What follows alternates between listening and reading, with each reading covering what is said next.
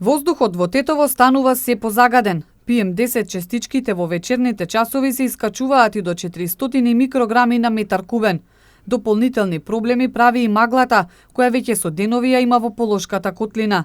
Лекарите советуваат да се избегнува изложување на децата надвор кога е најзагадено и има магла, но престојот на отворено треба да го избегнуваат и хронично болните, особено оние со респираторни заболувања. И Полошката котлина и Скопската котлина се сега во поголема количина фатени со магла и тоа е главната причина што тие издувни гасови од автомобилите, од оджаците на домовите, односно од оджаците на индустријските објекти не одат високо, каде што не може да предизвикаат некакви последици, туку заради ниската магла тие остануваат на површината и на тој начин предизвикуваат проблеми. Треба да се избегнува излагање на децата во текот на магливиот период, колку што е можно помалку да престуваат надвор.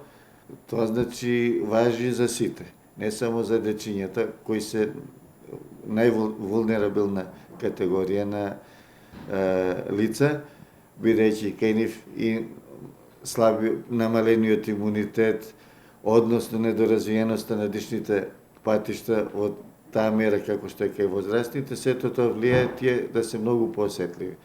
Но истото тоа важи и за оние кај кои веќе има предизвикано промени. Кај што веќе има астма, кај што има хронични бронхити, болни со хронична обструктивна белодробна болест, дури и срцевите болни, бидејќи сето тоа неповолно влие и на оптеретувањето на срцето, за сите нив треба да се избегнува престојот надвор во маглива средина полна со загадени честички во воздухот, со цел да колку толку се го сочува своето здравје. И тетовци се жалат дека станува се позагадено и потешко се дише.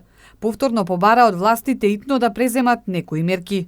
Ја како стара жена повише дома сум. Сега сум излегла крвна слика да земем, инаку све дома седи.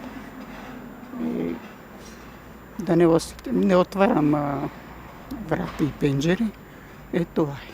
Не се дише убаво во Тетово. Да се дише убаво, ја не знам по болниците колку болни луѓе имат. Мене ми смеќа. За овие астматичари што се исто за нив, ова е смрт. Они не смеат да излагат надвор више.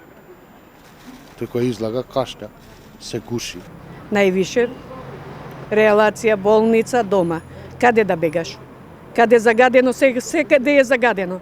Само фала му на Господ, јас сум малку од Горна Чаршија, кај се местото малу периферија, нема толку загаденост, а надоле, бога ми, малку е потешко.